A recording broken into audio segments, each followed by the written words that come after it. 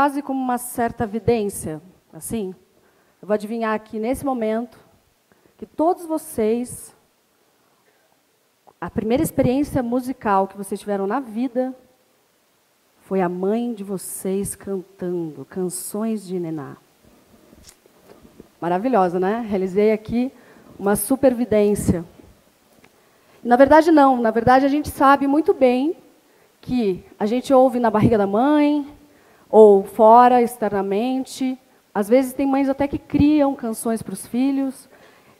E, no fim das contas, muitas vezes, é ali na infância, com canções infantis, para brincar, que a gente vai perpetuando essas canções. E essa perpetuação de canções é tão importante que forma o nosso folclore, que a gente chama, inclusive, de identidade cultural, né, repertório, que faz ali a gente, aqui, e o pessoal do Acre, saber as mesmas canções infantis. Isso a gente sabe, está tudo bem.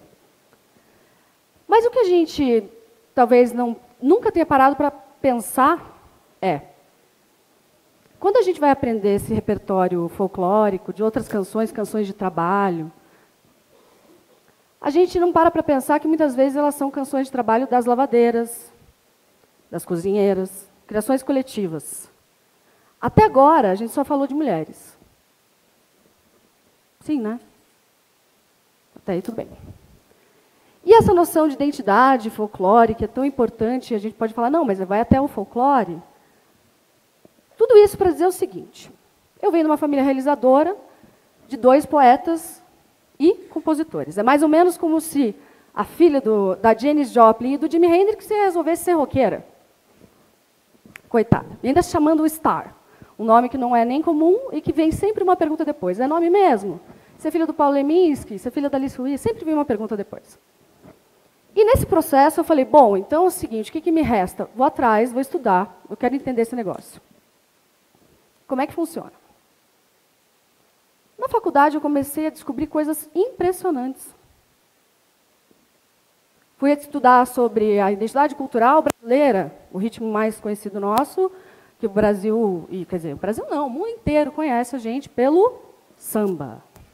E a gente conhece a história do samba mais ou menos o seguinte, se vocês ouviram essa história, vai ser meio parecida. O samba nasceu na casa da tia Seata. Legal, né? Bacana, o pessoal ia lá. Aí continua. Aí, inclusive, a tia Seata foi muito importante. A tia Seata levou o samba da Bahia para o Rio de Janeiro. Gente, eu sou muito pisciana. Eu pensava assim, o samba foi na mala? O samba, porque ela era cozinheira também, ela sabia fazer brigadeiros com cobertura de samba. E achava muito estranho isso, porque eu pensava, bom, não faz sentido na minha dinâmica aqui de composição e tudo que eu estudei, geralmente quem leva e que perpetua e quem ensina os outros a fazer uma coisa é quem faz a coisa, certo?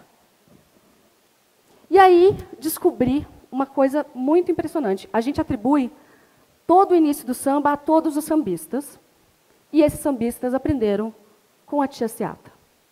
A tia Seata era compositora, e em todos os dicionários de música ela é representada apenas como agitadora cultural, mãe de santo e cozinheira. O Mário de Andrade, em contraponto, diz assim, numa matéria de jornal, tia Seata é sempre vista com seu violão no colo, e dizem as más línguas que os seus sons machichados são surrupiados por muitas pessoas que frequentam a casa dela. Isso lá nos anos 20. E a gente tem a cultura, inclusive, do Ctrl-C, Ctrl-V, e a gente podia muito bem se aprofundar, mas a gente ainda vai na Wikipédia e perpetua certos equívocos. Aí a gente pensa assim, aqui no Brasil é fogo. Tá bom. Vamos então lá para a identidade cultural dos Estados Unidos. O rock. Que bom. Viva o Elvis Presley. O Elvis Presley, ele era aquele moleque que ia correndo, literalmente, de casa para ouvir o programa de rádio da Rosetta Tharpe. Rosetta Tharpe é guitarrista que mesclou os elementos de blues e começou a cantar daquele jeito que inspirou tanto o Elvis Presley, quanto o B.B. King, quanto o Bob Dylan. Quando a Rosetta Tharpe aparece, que é quase nunca, ela é chamada, não é piada, tia-avó do rock.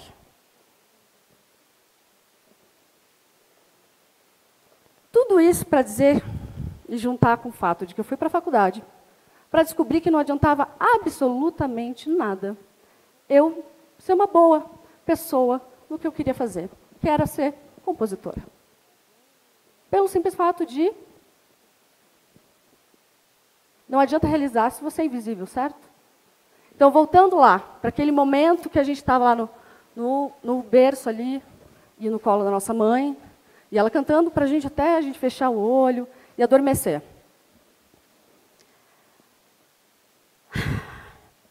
Eu comecei a pensar como que esse processo era tão cruel e como é que ele funcionava.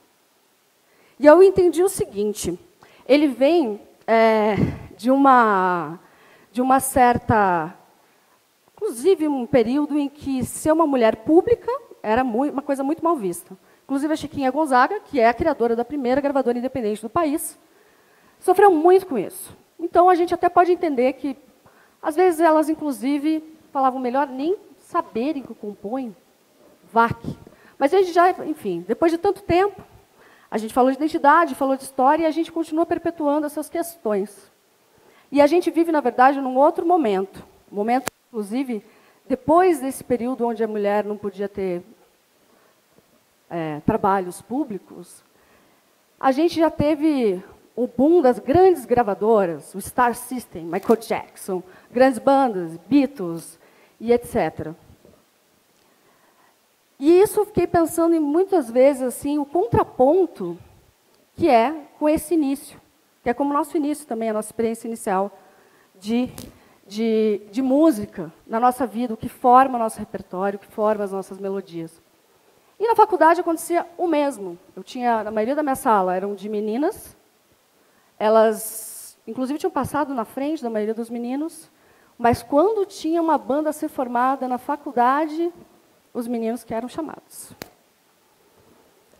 E, bom, olha, o que a gente pode fazer aqui? Mas, ao mesmo tempo, eu estava num outro balaio, que o buraco era mais embaixo. A gente já estava numa virada, o início do boom da internet, junto com a música, com a indústria musical, e a música independente, aquela lá da Chiquinha Gonzaga, fez só uma gravadora, agora é uma coisa que a gente mal consegue dimensionar quantos braços tem, quantas formas a gente tem para fazer música. Inclusive pessoas que estão no sistema de gravadoras e grandes empresários, muitas vezes já têm noção. Aquele cara que era só genial e que não precisava se preocupar com absolutamente nada. Onde ele vai fazer show, com que roupa ele vai se vestir, onde ele tem que estar, que horas ele tem que acordar. Esse cara não existe mais. Hoje, minimamente, o artista tem que saber o que está acontecendo. E aí, junto com a música independente, o artista se mudou um pouquinho de figura, transfigurou um pouquinho, e ele virou um cara chamado autoprodutor. E o autoprodutor tem uma característica muito maluca, gente. Ele é um ser misto, um híbrido. Porque ele é um produtor, e esse produtor pode ser um pouco empresário, um pouco office boy, um pouco agente, um pouco estilista, um pouco artista visual, um pouco... todas as coisas. E a gente, inclusive, viu em tantos TEDs e vê tantos estudos que, geralmente, quem é uma pessoa que é multifunção e consegue ter atenção simultânea para tantas coisas, os homens ou as mulheres? As mulheres. E aí, a gente pensa assim, então, que bacana, Estrela. Nesse momento, você falou, agora vai dar certo. Final feliz, termino com uma grande imagem aqui no slide, Deus sendo feliz, maravilhosa, com uma plateia com mais 1000 pessoas e um line de um festival só de mulheres. Não, gente, não tem esse final feliz, desculpa. Tem uma outra questão que é muito importante, que a gente tem, assim, a gente falou, a internet ajudou as mulheres, ajudou a visibilidade. Que bacana, que ótimo. O problema é que a gente associa a internet também com uma coisa temporal passageira. Isso faz, muitas vezes, com que a gente olhe e fale, tem uma matéria sobre mulheres e fale, a vez delas, ou a voz delas, né? A vez, a voz. Como se estivesse surgindo agora. Está surgindo agora. E ainda por cima tem até um outro detalhe, que é um detalhe linguístico, que já não bastasse a gente, no plural, sempre se masculinizar. Estamos em 300 mulheres e um homem, de elas a gente vira eles. Tem uma outra questão. É um vício de linguagem, quase, a gente chamar as compositoras de cantoras. Se vocês pesquisarem no Google, eu fiz experiência para montar esse TED, e é impressionante. Você tem lá 39 milhões de verbetes para compositor e 36 milhões para cantoras. Ou seja, há um vício de linguagem quando de chamar. Muitas vezes a gente chama também compositor de cantor, mas dificilmente a gente vai chamar o Bob Dylan. Pessoas que não têm uma excelência vocal, a gente não chama de cantor. O problema da gente chamar as compositoras de cantoras, muitas vezes eu ouço pessoas falando, não, mas eu não gosto muito do trabalho da fulana porque a voz dela. E, gente, vamos combinar, amo muito o trabalho do Bob Dylan, mas não foi pela excelência vocal que a gente se apaixonou pelo trabalho dele. É ou não é? Então, é um pouco de invisibilidade da realização das mulheres. E um pouco também de uma... Eu até tenho inveja, gente. Faltam palavras que deem conta de tanta diversidade cultural que a gente tem. E eu realmente tenho inveja do espanhol, que tem o cantautor, que dá conta disso maravilhosamente, cantautor e cantautora. Então, era para ser um final feliz, mas na internet tem todas essas questões, e é rápido, é hype, é moda, é meme, é trend topics.